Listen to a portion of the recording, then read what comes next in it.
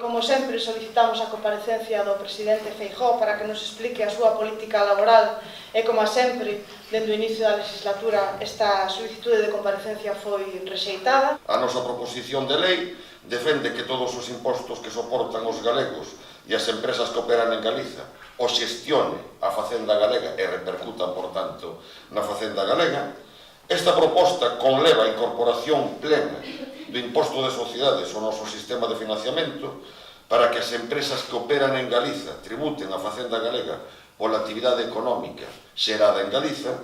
Facendo un cálculo conservador, a territorialización en Galiza do imposto de sociedades reportaría máis de 1.000 millóns de euros ao ano a nosa Facenda, e fronte aos argumentos do Partido Popular é unha falacia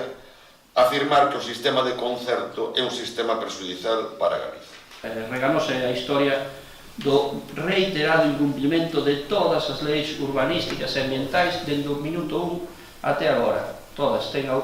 anuladas todas as autorizacións dende que se proxectou. Por tanto, queremos preguntar ao señor Feijóo e ao conselleiro,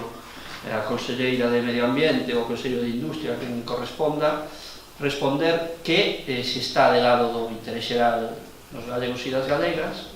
que deberían de ter dereito a que todas as instalacións deste tipo pasasen un trámite de evaluación ambiental, como todos os proxectos deste tipo, ou se están do lado da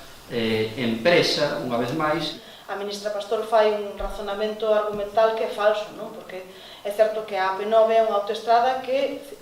se inicia e se remata todo o seu trazado dentro da Comunidade Autónoma de Galicia, por lo tanto, non hai ningunha razón de tipo técnico como os que arbúe a ministra Ana Pastor para que non se lle poida trasladar a Galicia a súa titularidade. Eu teño por norma non pronunciarme sobre os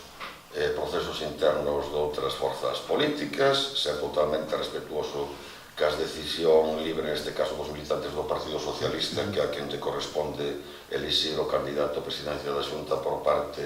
deste partido. Na Xunta de Portavoces houve un recoñecemento unánime ao labor neste Parlamento do señor Méndez Romeu. O señor Méndez Romeu,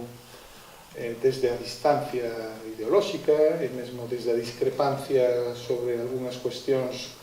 que foron xurdindo ao longo destes anos, sempre tivo unha excelente relación institucional de respeto que permitiu mellorar o que é o propio funcionamento da institución parlamentaria. A miña implicación persoal política na campaña das primarias con José Luis Méndez Romeu é evidente para toda a cidadanía e para todos vostedes, e, polo tanto, entendo que eu tamén teño que dar un paso atrás neste proceso e facilitarlle ao novo candidato á Xunta de Galicia e á dirección, á xestora do Partido Socialista, pois que poidan escoller as persoas da súa confianza no grupo parlamentario para a nova dirección deste grupo. En principio, si temos que facer caso ás mensaxes que se lanzaron nas previas das primarias do Partido Socialista, é evidente que a mensaxe de Leiceaga en varias ocasións foi que era imprescindible o diálogo en Marea ou cas mareas para ter unha alternativa de goberno. Esa mensaxe nos parece positiva, pero agardaremos a ver si era en clave interna dentro do Partido Socialista ou se era unha convicción profunda de Leiceaga. Unha mostra da situación das diferentes forzas políticas. Eu creo que o Partido Popular, o meu partido, está a atravesar unha etapa na que hai un acordo moi básico sobre o liderado, sobre as políticas que hai que realizar, e o conxunto do partido está traballando con un obxectivo común, que é revalidar a confianza da cidadanía de Galicia para poder proseguir coas reformas que estamos a ver que están a dar resultados no ámbito económico en crecemento.